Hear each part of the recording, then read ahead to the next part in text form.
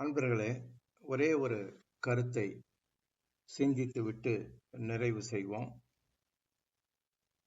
நமது முன்னோர்கள் சிறப்பாக வாழ்வதற்கு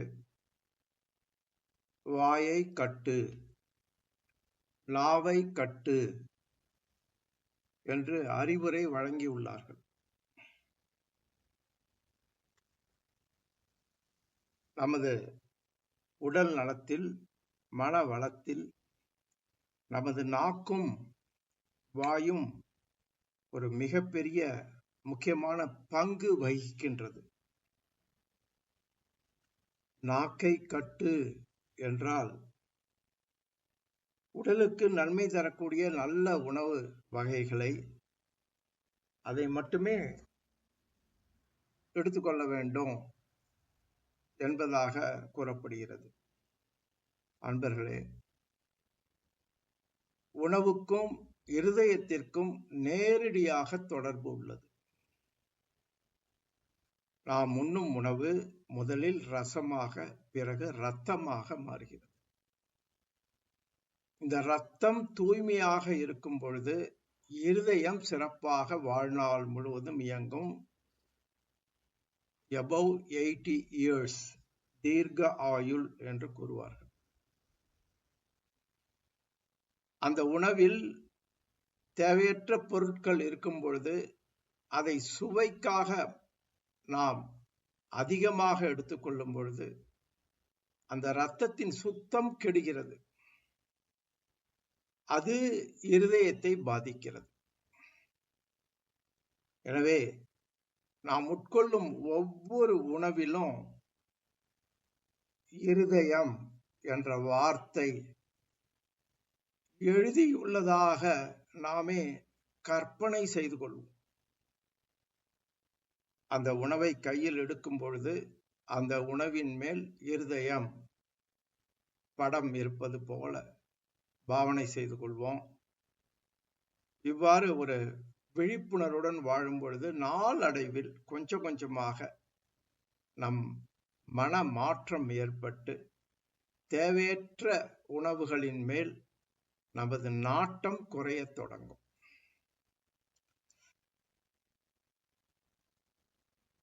இது நாக்கை கட்டுப்படுத்தல் என்பது இயல்பாக வர வேண்டும். ரொம்ப கடுமையாக அதற்காக முயற்சி செய்ய தேவையில்லை.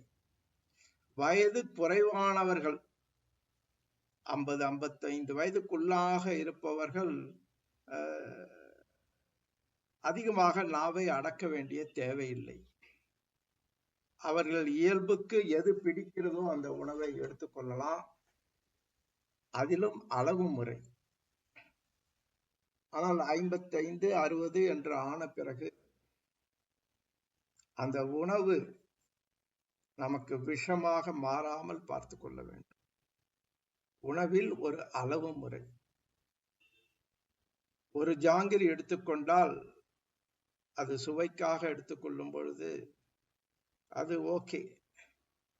அதே 4 என்று மாறும் பொழுது விஷமாக மாறுகிறது. நல்ல உணவு கூட அளவுக்கு அதிகமாக எடுத்துக்கொள்ளும் பொழுது அதுவே விஷத்தன்மையை பெறுகிறது. எனவே நமது குடல் ஜீரணிக்கும் அளவுக்கு நாம் அளவு முறையோடு உணவை எடுத்துக்கொள்ள பழகுவோம். உணவு அதிகமாக உண்டு நோயை வரவழைத்துக் கொண்டவர்கள் தான் மிக மிக அதிகம்.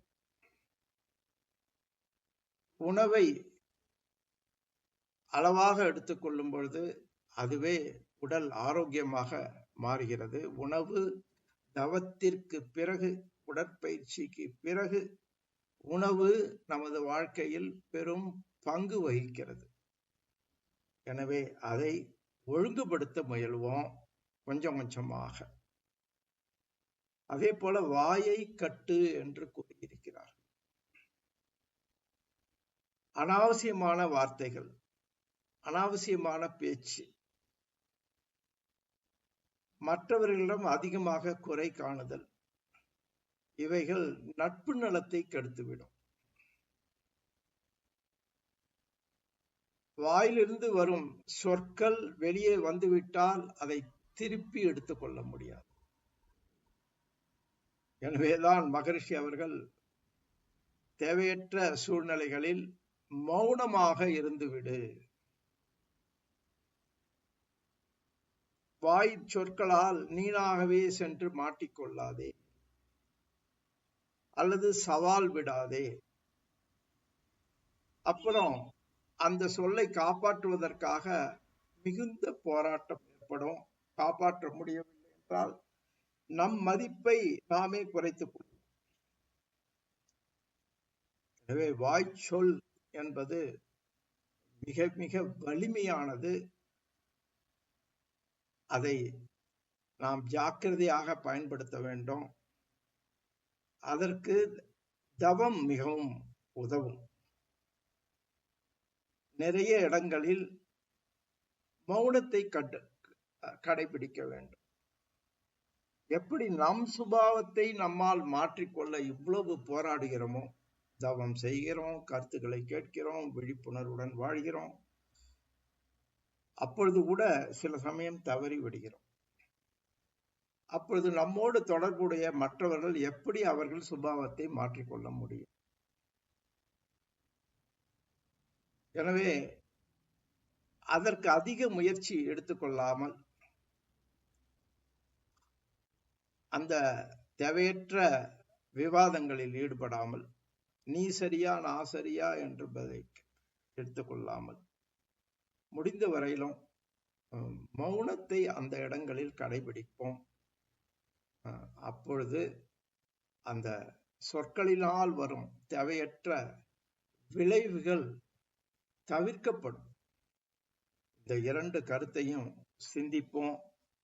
முடிந்த வரையிலும் கடைபிடிக்க முயல்வோம். வாழ்த்துக்கள். மீண்டும் நாளை